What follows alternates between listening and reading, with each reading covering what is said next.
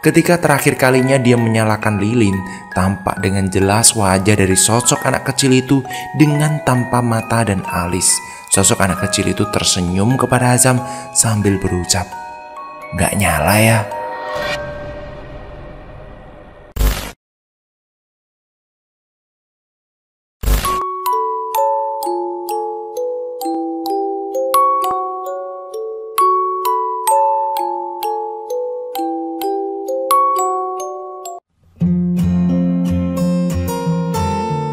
Assalamualaikum warahmatullahi wabarakatuh. Teman-teman untung direkam. Saatnya saya bacakan cerita baru kali ini, tulisan dari Restu Wiratmaja. Tapi sebelumnya klik tombol subscribe, like, dan juga komen sebagai wujud dukungan teman-teman agar kita semangat untuk produksi setiap harinya. Dan seperti apa ceritanya? Mari kita dengarkan bersama-sama.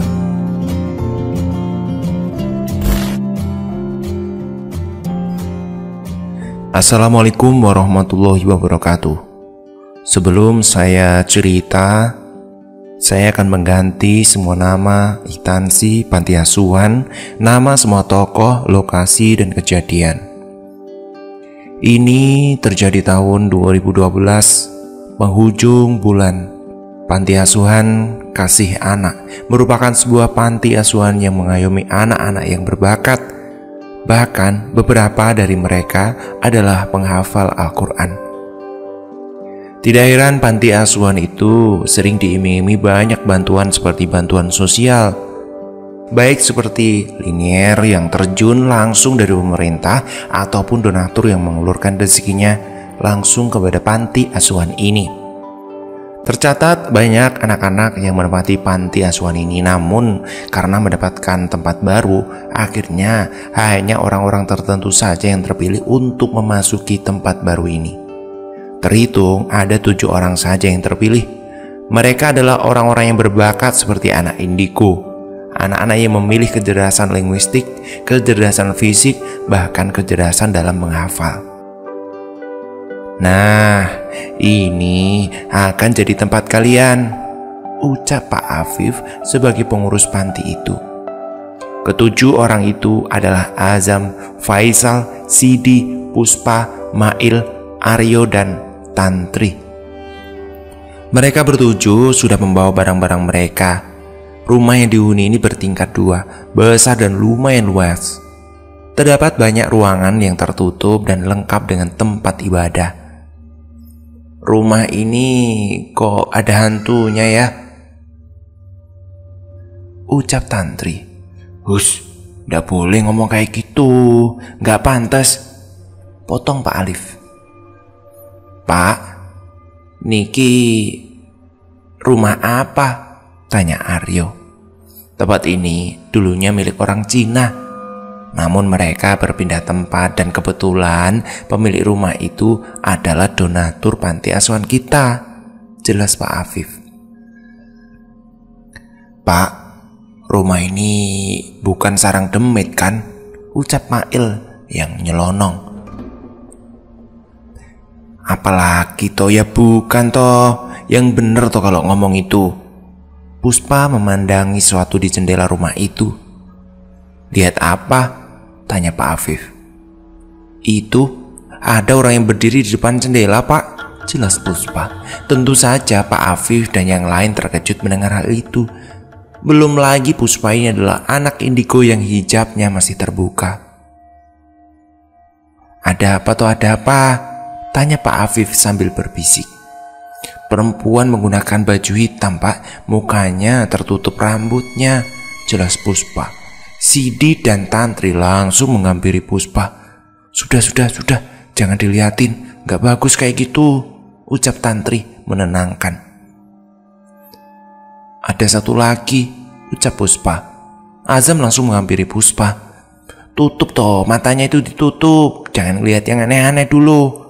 Tantri dan Sidi langsung menutup mata Puspa untuk menghindari kekacauan yang akan terjadi jika Puspa menjelaskan lebih detail mengenai sekumpulan sosok yang berada di rumah barunya. Gimana?" tanya Azam. Puspa mengangguk paham karena Azam adalah orang yang tertua di antara mereka bertujuh. Sebisa mungkin Azam menjaga mereka semua. "Ayo masuk," ucap Pak Afif. Mereka bertujuh masuk ke dalam rumah sambil menaruh seluruh barang-barangnya di kamar yang berbeda. Kamar untuk perempuan di atas, sedangkan kamar untuk laki-laki ada di bawah. Faisal merupakan anak panti yang paling kecil. Usianya masih 8 tahun. Karena itu Faisal sangat disayang oleh Pak Afif sebab kedua orang tuanya sudah meninggal dunia. "Faisal, tidur sama Kak Azam ya?" "Iya Pak, iya," jawabnya. "Mail, Aryo, kalian juga jaga Azam." "Iya Pak, iya." Pak Afif mengecek kamar atas. Dia ingat betul pesan Pak Han, pemilik rumah dahulu, untuk tidak membuka ruang di tingkat 2 yang terpasang dupa dan terkunci gembok itu. "Puspa, Bapak mau bicara sama kamu," ucap Pak Afif sambil menghampiri Puspa. "Iya Pak, iya. Ada apa Pak?" Pak Afif menuju kantor tempatnya yang berdekatan dengan kamarnya. Puspa mengikuti dari belakang sambil menggesek-gesekkan kedua tangannya karena dia takut atau tidak kuat akan suhu dingin ini. "Bagaimana keadaanmu?" "Baik-baik saja Pak."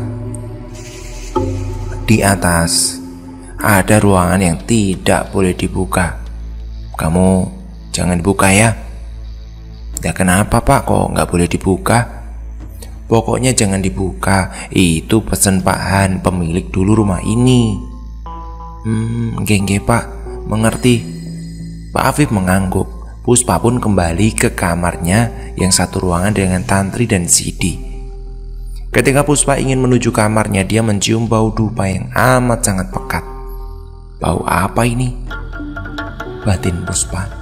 Dia pun mencari asal dari bau tersebut. Hidungnya tajam membuat respon tubuhnya bergerak untuk mencari sumber dari bau dupa itu. Puspa terkejut bukan kepalang. Dia mengamati sebuah ruangan yang bertuliskan bahasa Cina. Di bawahnya terdapat terjemahan dari bahasa Jawa yang tertulis, "Sing buka bakal tak tekoni." Itu artinya yang membuka bakal didatangi, ucap Puspa sambil membaca tulisan itu. Karena dia penasaran, telinganya dia tempelkan di daun pintu.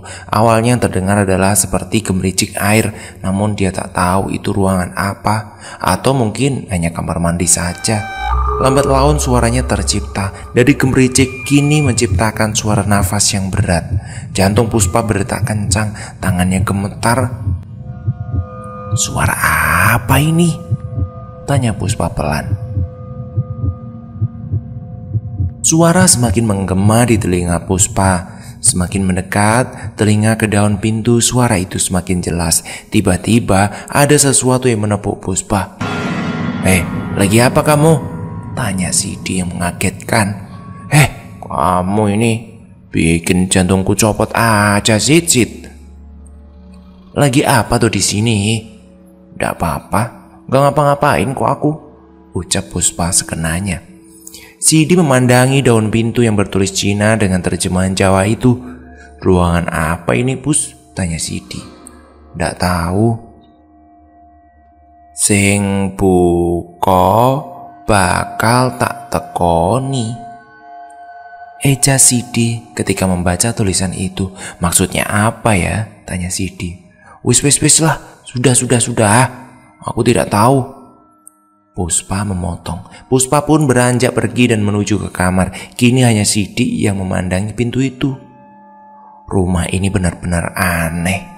Sidi pun melangkah keluar kamar, namun ada sesuatu yang membisiki telinganya. "Tolong buka pintu ini." Suaranya parau, berat dan jauh. Siapa itu?" tanya Sidi. Bulu kuduk Sidi merinding. Ada bisikan aneh yang bersekelebat datang di telinganya. Dia pun lari terbirit-birit menuju kamar. Di dalam kamar, Puspa dan Tantri sedang membereskan kasur. Dia terlihat terkejut melihat tingkah Sidi yang seperti dikejar-kejar setan itu. Ono apa toh? Kok lari-lari kayak gini? Kayak kena setan aja." Itu tadi ada yang membisikin telingaku, jelas Sidi yang masih ketakutan. Siapa yang bisikin kamu? Aku tidak tahu. Alah, kamu itu ngapusi, bohonglah. Sumpah, beneran aku tidak bohong. Masa toh? Iya, sumpah beneran. Pus, bagaimana ini? Tanya Tantri. Puspa hanya cuek dan tidak meladeni ucapan mereka berdua. Pus, jawab toh kalau ditanya itu. Aku tidak tahu. Tadi kamu kan yang pertama kali ke ruangan itu. Kenapa kok sekarang jadi nggak tahu? Puspa terkejut mendengar hal itu. Dia pun membalikkan badan menuju ke arah Sidi. Aku tidak tahu apa-apa. Kita kan baru ke rumah ini. Jangan aneh-aneh dulu, jelas Puspa. Tapi kamu juga yang melihat wanita berbaju hitam tadi kan? Puspa hanya terdiam. Memang dia mendapati wanita berbaju hitam dengan rambut menutupi seluruh wajah itu. Tapi, Pus, kamu kok diem toh? Wanita itu memang ada di sini, ucap Puspa pelan. Bikin Sidi dan Tantri terdiam. Seriusan? Kamu bohong kan? Kamu bohong gak? Puspa mengangguk sebagai tanda membenarkan pertanyaan dari Sidi. Tapi aku belum tahu kejelasannya ya, karena kita baru hari ini menempati ini. Maka dari itu, aku akan menelitinya lebih jauh dulu. Meneliti? Setan kamu teliti? Kamu sehat gak sih? Tanya Sidi. Ya, bagi kalian itu hal yang gila, tapi bagiku itu sebuah tantangan, jelas Puspa sambil tersenyum. Wah, edan gue, kamu gila. Mana ada yang mau meneliti setan? Kamu aja. Aku gak mau ikut-ikutan, ucap Sidi. Aku ikut ya, jawab Tantri. Wah, Tantri nih, kamu juga nih, gila ya Tan. Lagian, apa salahnya kita mengenali lebih jauh dari tempat tinggal kita? Bener gak, Pus? Cakep. Udah, kita beres-beres saja. Terserah kalian lah. Aku pokoknya gak ikut-ikutan. Sidi sendiri merupakan tipikal orang yang penakut. Hal ini dibuktikan karena di antara ketujuh orang itu, Sidi adalah satu-satunya yang sangat tidak menyukai dunia gaib itu. Untuk menjadikan rumah baru itu tetap nyaman, Pak Afif memberikan perintah untuk berberes rumah hingga rapi dan bersih. Sidi, Puspa, dan Tantri membersihkan bagian daerah tingkat 2, sedangkan Azam dan yang lainnya membereskan bagian tingkat bawah. Mereka bergegas membersihkan seluruh ruangan kecuali rumah yang terkunci dengan tulisan Cina dengan terjemahan Jawa itu, karena tidak ada satupun yang berani membuka pintu itu. Apalagi ruangan tersebut memiliki throwback masa lalu yang belum diketahui mereka. Pak Afif sendiri menyarankan untuk tidak membuka bahkan memasuki pintu itu, karena amanat dari Pak Han yang seharusnya ruangan tersebut diratakan, namun Pak Han belum sempat untuk mengunjungi tempat tersebut. Setelah berberes selesai, tiba saatnya malam hari. Setiap sholat maghrib, mereka semua berjamaah di tingkat bawah yang kebetulan disediakan ruang peribadatan, yaitu musola yang cukup mengisi kapasitas mereka yang berjumlah 8 orang itu. Selesai melaksanakan sholat maghrib, dari tingkat 2, tepatnya daerah kamar Puspa, yang lain mendengar suara benda berjatuhan. Dak, dak, dak. Suara itu mengagetkan seluruh anak panti yang berada di musola itu. Suaranya membuat bulu kuduk mereka langsung merinding. Suara itu mengagetkan. Puspa dan yang lain saling berpegangan tangan. Jika nantinya terjadi apa-apa, mereka bisa saling melindungi satu dengan yang lainnya. Pak Afif mengisyaratkan untuk tidak terkejut dengan suara aneh itu, karena Pak Afif sendiri juga merasakan ada yang tidak beres dengan rumah ini. Akhirnya mereka melanjutkan zikir mereka dan menenangkan hati yang sedang kacau itu. Namun beberapa saat setelah terdengar bunyi-bunyian benda berjatuhan, mereka dengan serentak juga mendengar suara langkah kaki yang menuruni tangga dari atas tingkat 2. Suara itu seperti memberikan tempo untuk menarik perhatian mereka semua.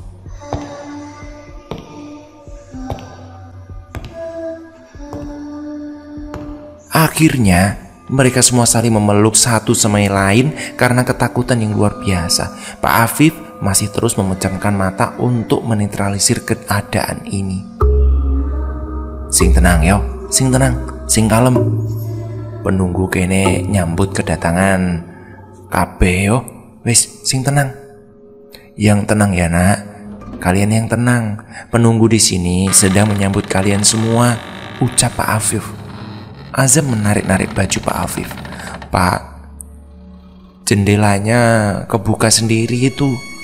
Pak Afif tidak menggubris perkataan Azam. Dia terus memejamkan matanya sambil menggenggam kedua tangannya. Lagi-lagi Azam menarik-narik baju Pak Afif seraya berucap, Pak, ada yang lari-larian di atas. Kita takut Pak, kita takut. Pak Afif sama sekali tidak mengatakan apapun. Barulah yang terakhir kali ketika Puspa mendapati seorang anak kecil sedang menatap mereka semua dari atas sambil menjulurkan lidahnya. Bentuk anak kecil ini pitak, namun mata dan alisnya tidak ada. Pak, ada anak kecil dari atas itu. Mata sama alisnya tidak ada, ucap Puspa yang mengagetkan semua. Hal ini membuat Tantri Sidi berteriak kencang karena rasa takut yang menyeliputinya. Pus, jangan bohong lah. Kayak gini kok kamu itu malah kayak gitu toh. Saya tidak bohong, beneran kok. Sudah Pus, jangan mainan, teriak Tantri yang tiba-tiba menjadi penakut. Puspa pun beranjak bangkit. Dia melangkah menuju tangga dan bermaksud untuk menuju tingkat 2. Pak Afif sendiri masih terus memejamkan mata seperti ingin mengusir para demit itu. Tapi, Pus, mau kemana kamu? Teriak Azam. Dia memanggilku, ucapnya. Mbak Puspa, jangan ke sana, teriak Faisal yang masih umur 8 tahun ini. Sepertinya sudah memberitahu hal bahaya yang akan diterima. Ayo. Aryo dan Mail beranjak bangkit dan mencoba untuk menarik tubuh Puspa. Kamu sehat? Kamu sehat? Rumah ini memang sudah menjadi sarang demit. Ayo. Bos, jangan ke atas ya. Ayo. Pinta Mail. Puspa hanya terdiam. Dia pun menuruti kemauan Aryo dan Mail. Namun begitu mereka bertiga membalikkan tubuh mereka untuk duduk kembali, tiba-tiba bola kasti yang entah dari mana datangnya menggelinding perlahan ke tangga.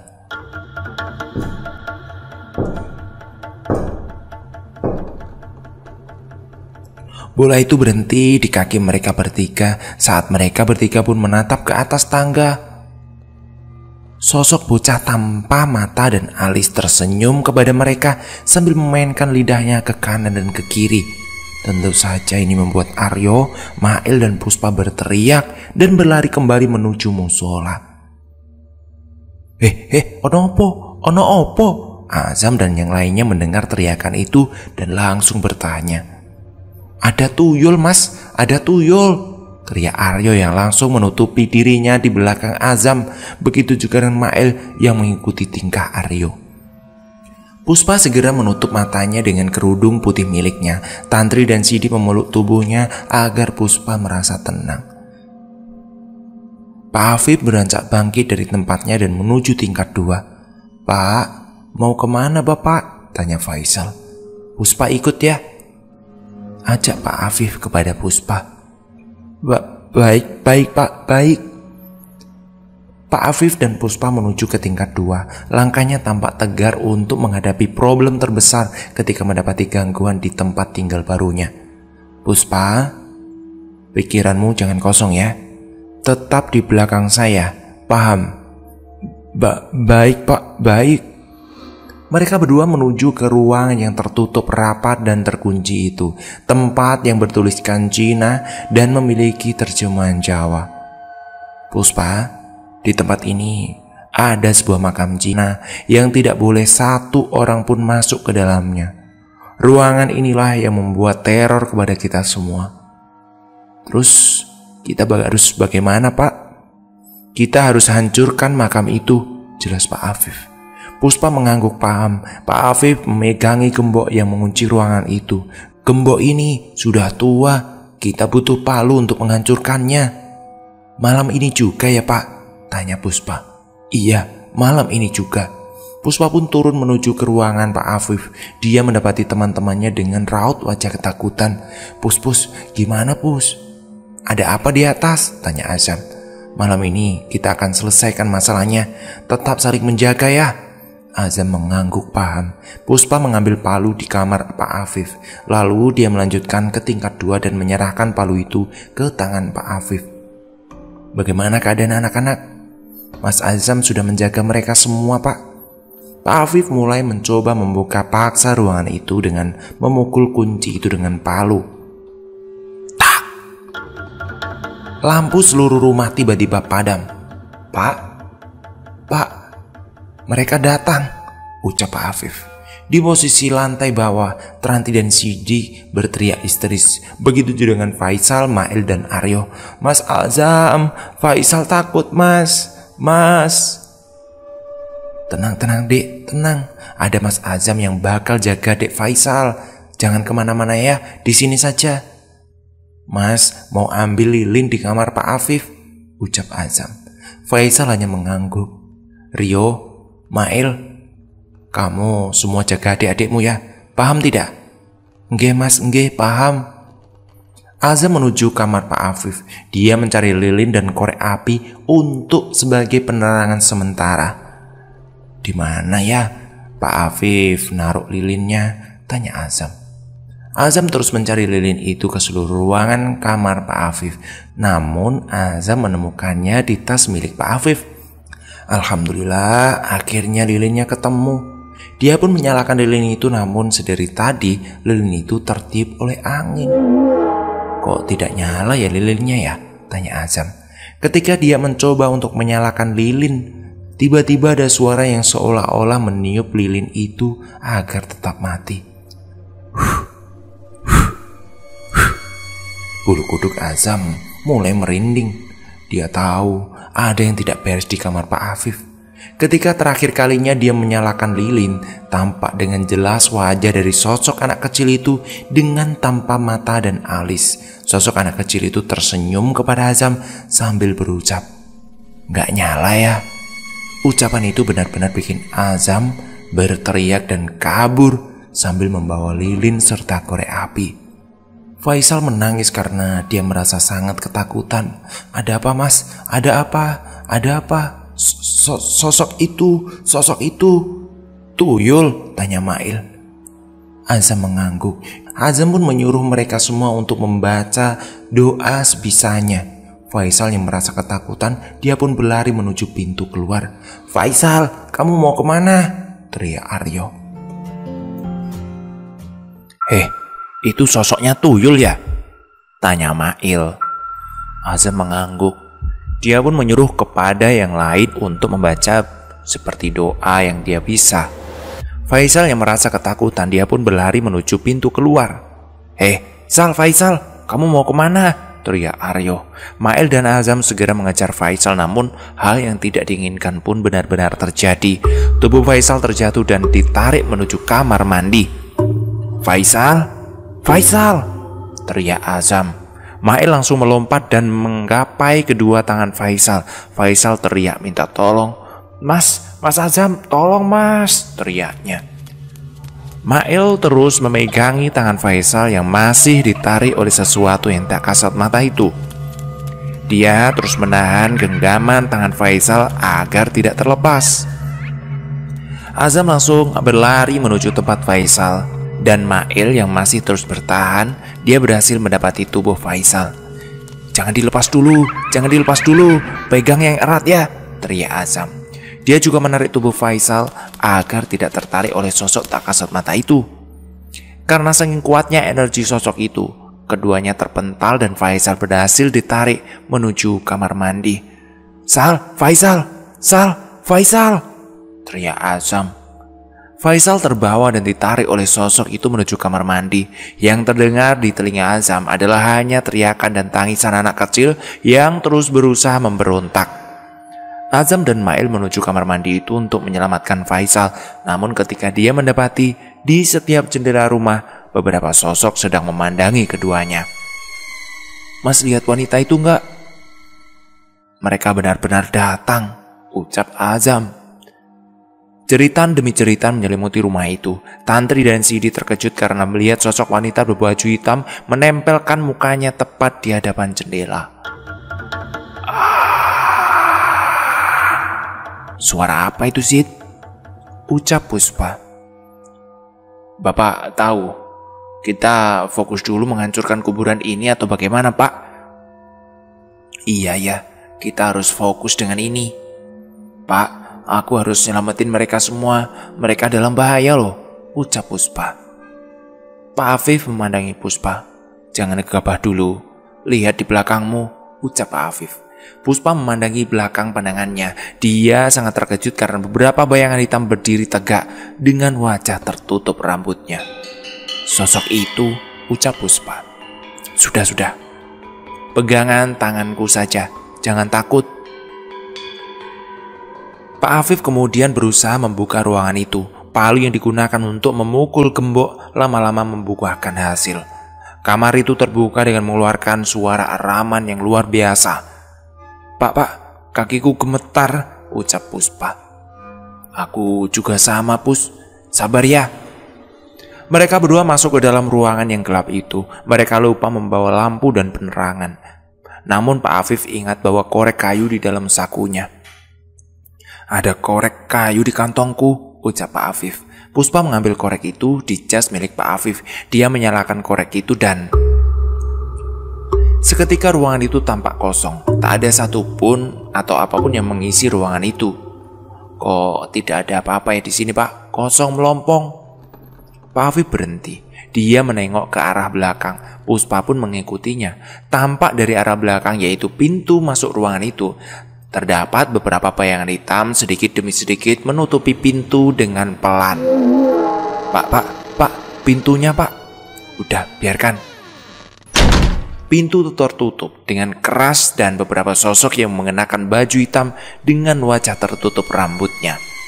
Pak Afif dan Puspa melanjutkan perjalanannya. Dia masuk ke dalam kamar itu dan ternyata kamar itu juga luas seperti terbentuk sebuah terowongan. Kita sudah berada di dimensi lain. Kuburan itu sudah terlihat, jelas Pak Afif sambil menunjukkan kuburan itu. Dan ternyata hanya berbentuk tiang dengan lebar setengah hasta dan panjang 1 hasta. Pak Afif terus maju ke arah kuburan itu. "Pak, aku khawatir dengan yang berada di bawah," ucap Puspa. "Jangan khawatir, mereka semua aman kok." Puspa mengangguk. Dia masih memandangi makam itu yang bertulisan sebuah nama, Lin Yu. Seperti nama orang. "Sekarang bagaimana, Pak?" ucap Puspa. "Hancurkan namanya," jelas Pak Afif. Pak Afif segera mengangkat tangannya dan kemudian memukul-mukul makam itu hingga retak. Namun sedari tadi tidak ada efek sama sekali. "Pak, kok tidak ngefek apa-apa ya?" tanya Puspa. Mereka berdua tidak menyadari di tingkat bawah sedang terjadi sesuatu yang tidak mengenakkan. Faisal masih terjebak di dalam kamar mandi. Tantri dan Sidik serta Aryo masih dicekal oleh wanita mengenakan baju hitam yang wajahnya tertutup rambut. Il, kamu jaga di sini dulu ya. Aku ingin menyelamatkan Sidi dengan yang lainnya." Mas, jangan ninggalin aku di sini sendiri," minta Mail. "Jangan gerutu seperti itu toh. Udah toh, ya." Mail mengangguk paham. Azam pun langsung berlari menuju arah Sidi dan Tantri. Dia sangat repot sekali karena harus bolak-balik menyelamatkan keduanya. "Mas Azam, Mas," teriak Sidi. "Mas, tolongin kita, Mas, tolongin kita." "Mas, mereka semua di belakang Mas," kata Aryo. Azam pun membalikkan badannya. Dia terkejut ketika 5 wanita berbaju hitam mendekatinya. Azam terjatuh karena kaget. "Astagfirullahaladzim, la ilaha illallah." Seluruh sosok itu menghilang seperti kabut yang tertiup angin. Aryo langsung menuju ke tempat Azam dan membangunkan tubuhnya. "Mas, gak apa-apa kan?" "Gimana dengan yang lain?" Tanya Aryo. Azam memandangi wajah Tantri dan Sidi yang masih ketakutan dan gemetaran. Kita harus keluar dari sini, teriak Azam. Keluar? Gimana dengan Puspa dan Pak Afif? Teriak Aryo. Mereka semua aman kok. Puspa janji kepadaku akan hal itu. Yang penting kita selamatkan Faisal dulu ya, baru kita keluar. Iya ya mas, setuju. Tantri, kita selamatkan Faisal dulu, lalu keluar dari tempat ini. Itu jalan yang paling efektif. Azam mengangguk. Mereka semua bergerak menuju ke kamar mandi untuk menjaga Mail. Namun ketika mereka sudah berada di hadapan kamar mandi, dia disuguhi oleh suasana yang tidak mengenakan. Mail berdiri tegak di hadapan kamar mandi. Mereka juga tidak mendengar teriakan Faisal. Mail, kamu gak apa-apa kan? Tanya Azam. Mail tetap terdiam, tidak menjawab. Itu bukan Mail. Jangan ganggu tempatku, ucap Mail dengan suara yang berat. Kamu kenapa toh? Ucap Aryo sambil menggoyang-goyangkan badannya. Mail langsung menarik tangan Aryo dan memelintir tangannya. Sakit, sakit. Aryo, teriak Sidi dan Tantri khawatir. Azam langsung menolong Aryo. Dia mendorong tubuh Mail dan dengan seketika keduanya terdorong menuju kamar mandi. Brak! Pintu itu terbuka lebar. Mail, Aryo, teriak Sidi dan juga Tantri. Azam pun beranjak bangkit. Dia melihat sesosok anak kecil sedang memainkan Faisal. Faisal, kamu tidak apa-apa? Telinga Faisal dimainkan oleh sosok anak kecil tanpa mata dan alis itu. Jangan sentuh Faisal, teriak Azam menggetarkan. Sosok anak kecil itu tersenyum lebar sekarang. Azam mendekati Faisal tanpa takut. Namun begitu dia mendekat, Mail beranjak bangkit. Jangan sentuh rumah ini, ucap Mail yang sedang kerasukan itu. Tanpa banyak bicara, Azam pun memukul tubuh Mail dengan menggunakan pecinya. Prak! Tentu saja Mail langsung terpental dan terjatuh di dekat Faisal. Sosok anak kecil itu juga mendadak menghilang. Tantri, Sidi, buka pintu depan, teriak Azam. Baik mas, baik. Keduanya langsung membuka pintu depan dan kebetulan aman tanpa ada satu sosok apapun di sana. Azam segera mengangkat tubuh Faisal. Aryo yang masih kesakitan karena tangan kanannya terpelintir berusaha untuk bangkit juga. Rio, kamu gak apa-apa? Tanya Azam. Iya mas, iya. Seret tubuh Mail dari sini, ucap Azam. Baik mas, baik. Mereka berdua pun segera kabur dari tempat itu. Hanya menyisakan Pak Afif, Puspa yang masih belum menyelesaikan tugasnya. Pak, gimana pak? Kita hancurkan. Pak Afif berusaha keras untuk menghancurkan makam itu. Namun beberapa kali dipukul, tetap saja belum hancur-hancur juga makam ini. Suara demi suara mengelilingi ruangan itu. Pak, sekarang pak, cepat dihancurkan. Pak Afif dengan sekuat tenaga memukul makam itu dan berhasil menghancurkan makam itu. Krak! Dah!